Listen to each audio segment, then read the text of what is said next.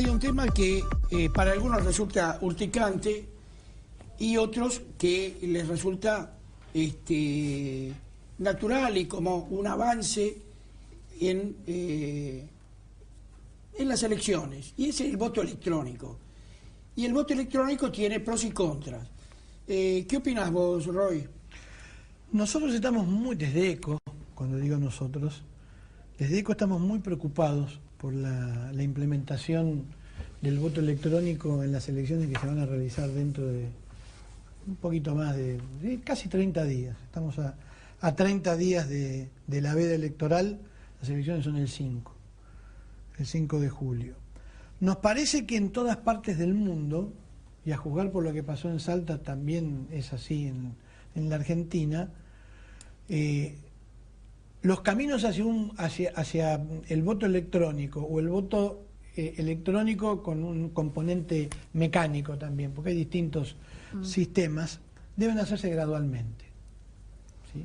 Por lo general hay todo un proceso de capacitación que dura mucho tiempo, que coexiste con una elección tradicional, donde la gente va, practica, mientras vota tradicionalmente, ya le van diciendo cómo va a ser la próxima elección. Después se elige una parte del territorio para que sea una zona testigo, donde la gente ahí va a votar. Y bueno, de acuerdo a los niveles de comprensión, de concientización, de capacitación, luego viene el paso de votar sistémicamente con el nuevo... ¿Y la zona tiene que ser? ¿Para qué es lo que sucedió? En Buenos Aires no pasó nada de eso. En las PASO, quien quería podía ser... Pero nosotros en las PASO, ellos lo querían hacer en las PASO, nosotros denunciamos que no se había capacitado, no se había hecho difusión, la gente no sabía cómo se iba a hacer. Entonces nosotros dijimos, es una barbaridad que no consulten a los demás partidos, ¿sí? Porque esto es una política de Estado, llamar incluso a los técnicos informáticos de cada partido y a ver qué opinamos todos acerca de cuán factible es, qué viabilidad hay. Y tal fue la denuncia, y ellos recapacitaron y se dieron cuenta que no se podía llevar adelante, que las PASO no las hicieron, ya habiendo licitado el sistema, que le costó casi 200 millones de pesos a la ciudad. Y ahora están encaprichados en que lo quieren hacer, y la verdad que falta un mes para la elección. No es tan fácil, Roy. Vos sabés que yo hice el simulacro. Yo también lo hice. Y no es fácil, no me resultó fácil a mí, que estoy en medios de comunicación. Imagino otra gente que no tiene ni idea de estas... Que a veces todavía le cuesta sacar plata del cajero. Cortar Exacto, la boleta. Pero además con la experiencia de Santa Fe, donde hubo denuncias que el tipo te votaba a vos y se reflejaba a otro. Aparte, ¿qué auditoría tiene esto? Y bueno, ahí está el tema. Nosotros le hemos pedido al gobierno de la ciudad que todos los partidos ya deben tener el código fuente. El código fuente es lo que te permite a vos saber cómo funciona el programa. No nos interesa a los ciudadanos conocer eso porque es un problema técnico. Es como si quisiéramos saber cómo funciona el cajero automático. Nosotros lo que necesitamos saber es cómo se opera el cajero automático y poder... sea fiable. Y claro, y que sea fiable y que bueno, uno pueda realizar las operaciones cotidianas. El que vota lo mismo, tiene que saber cómo vota, tiene que ser una cosa sencilla. Pero los especialistas que los tienen cada uno de los partidos, los especialistas informáticos, tienen que tener el código fuente. El código fuente te permite saber cómo es el software, el programa, porque el problema con el voto electrónico es que está todo muy lindo hasta que vos apretás el botón. Entre que vos apretás el botón y se da el resultado, ¿qué pasa? ¿Quién tiene control de eso? ¿No? Y yo quiero dejar una reflexión acá en este programa, ¿no? Y lo decimos con Martín Lustó y con Fernando Sánchez. Cuidado que tecnología no es sinónimo de buena democracia o democracia de calidad.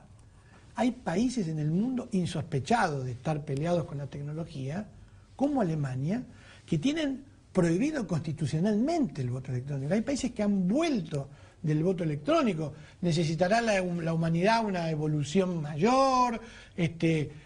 Hoy por hoy es complicado. Vos vas al Reichstag, al Parlamento alemán, y mientras nosotros en la Argentina ponemos el dedo índice los diputados, dejamos las huellas digitales y recién ahí nos habilita la máquina y votamos por un botón sí, ¿no? Y ahí se ve en el tablero, como se hizo famoso en la época de la 125, con el voto no positivo.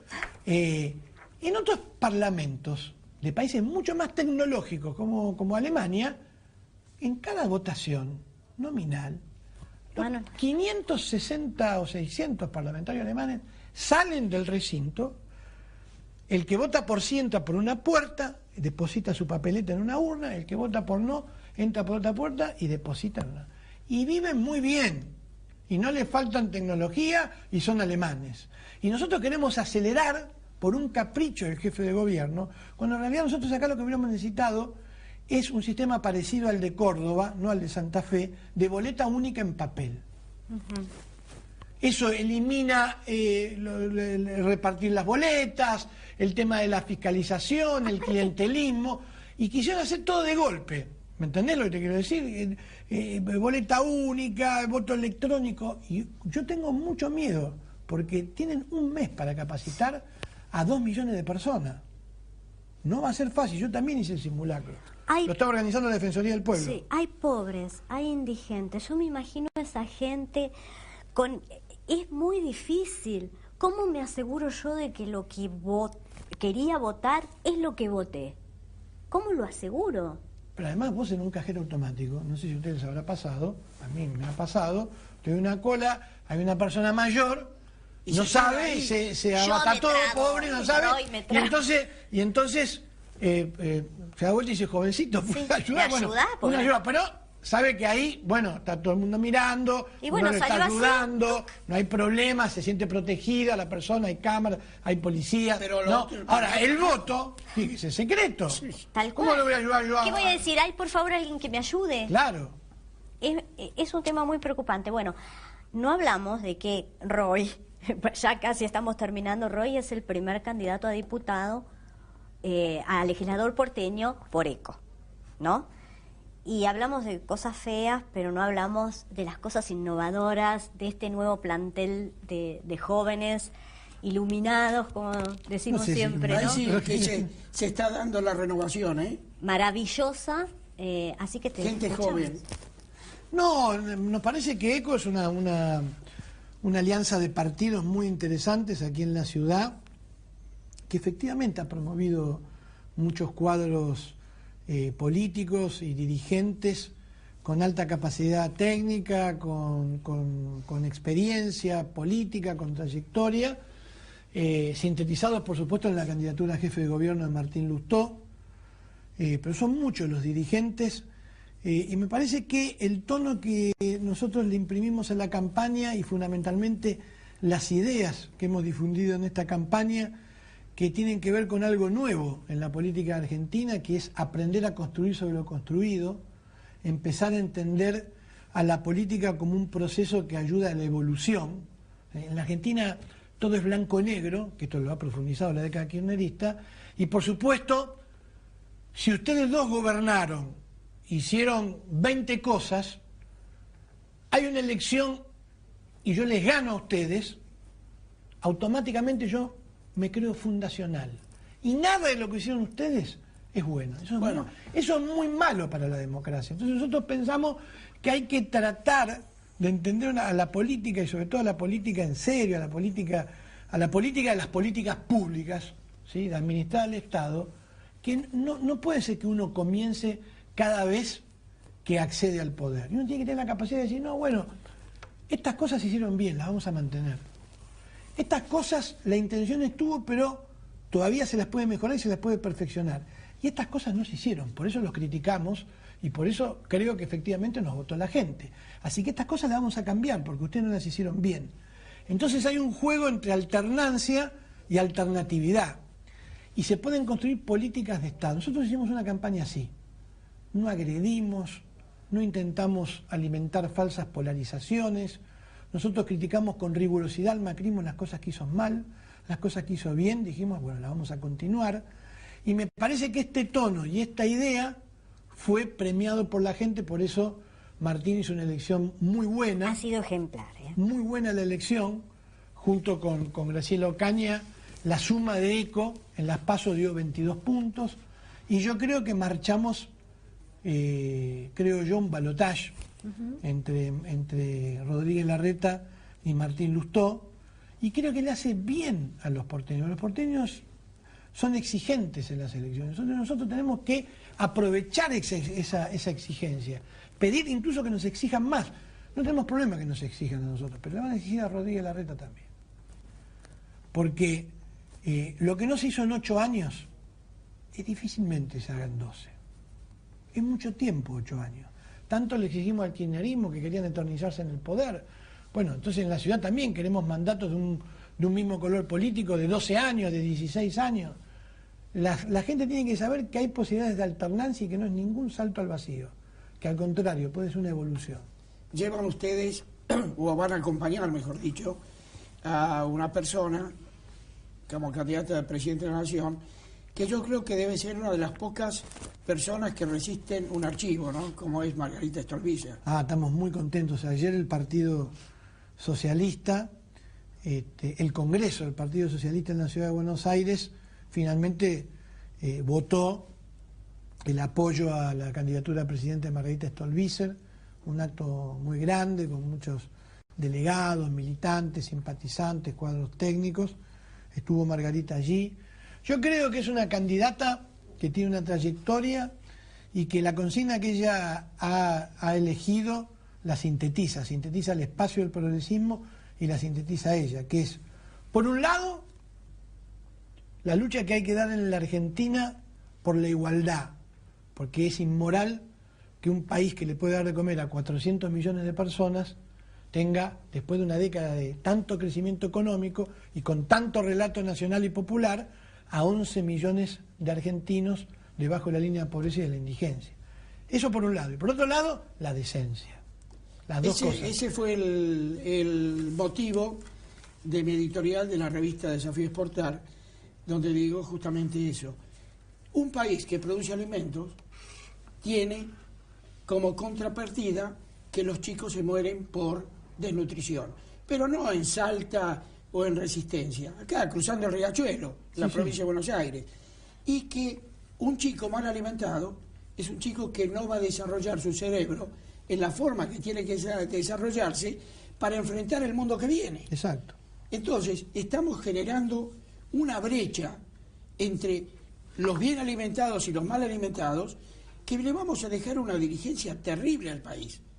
Dirigencia y población. Un futuro y también un presente, ¿no? Porque hoy ya hay toda una generación que no vio ni a sus padres trabajar y difícilmente algunos hayan visto a su abuelo trabajar. Claro, por supuesto, ¿no? Son 3 generaciones. Madres de 13, de 14, de 15 años, hacinamientos, anomias ya sociales muy complejas.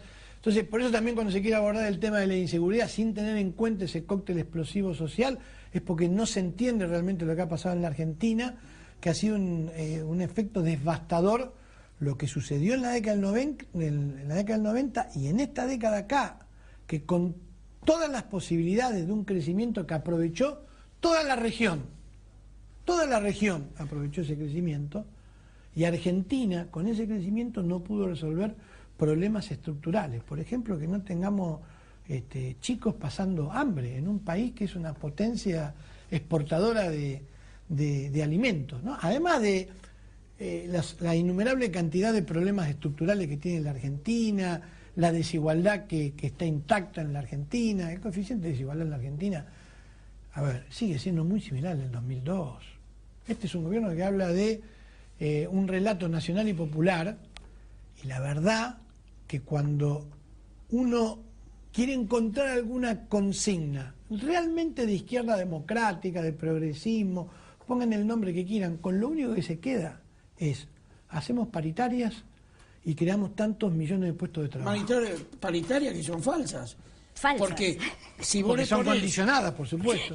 Le pones un límite, se acabó la paritaria. Claro. Ahora, hoy tenemos más de 100 barcos esperando para poder retirar granos y aceites de Rosafé. Piden 40 y pico %. Es imposible. Es cierto. Claro que es imposible. ¿Por qué? Porque detrás, si le dicen que sí, se van a ir todos los gremios. Sí. Otro problema lo van a tener con los bancarios, que si los bancarios se pasan de 30, el que cerró con 27 lo tira al río Acaló y va a ir a pedir el 30 y pico también. Y el gobierno tendría que tener la capacidad que no tiene o no encuentra de poner un techo a todo esto, pero un techo en serio. Si este país está desbordado. No puede, y la culpable es una palabrita, una palabrota en la Argentina, que es inflación.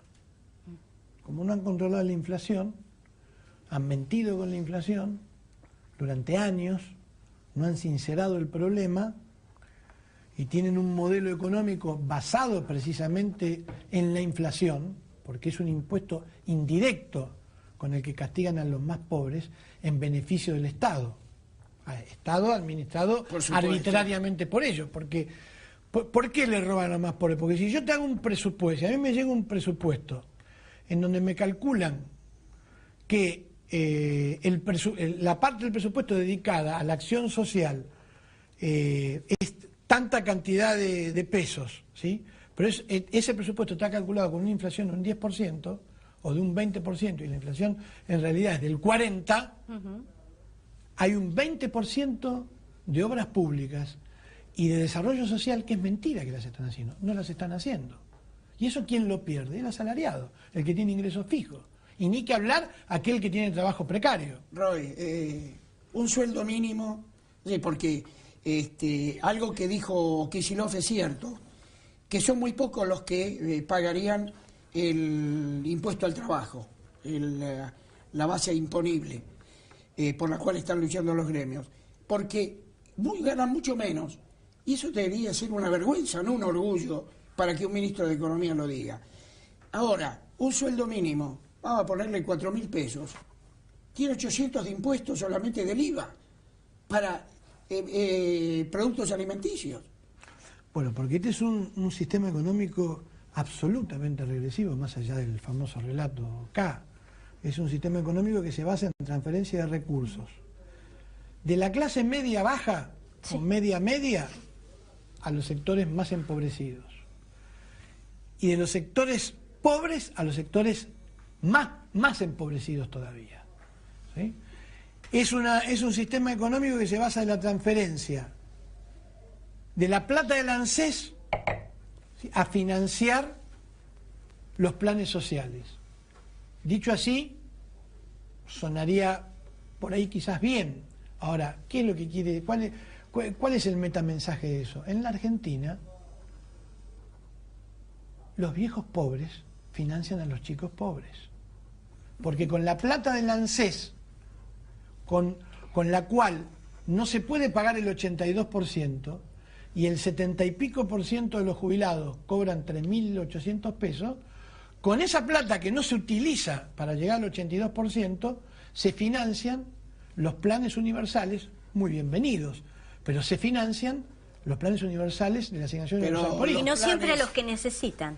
Bueno, a veces no es a los que necesitan. Bueno, si 60 planes incongruentes entre sí, mucha gente pasa la informalidad, lo oscuro, para evadir impuestos. ¿Pero sabes por qué? Y cobrar una asignación. Pero ¿sabes por qué? Porque son focalizados. Y Argentina necesitaría una simplificación. Claro, son clientelísticos. Claro, son clientelísticos porque son focalizados.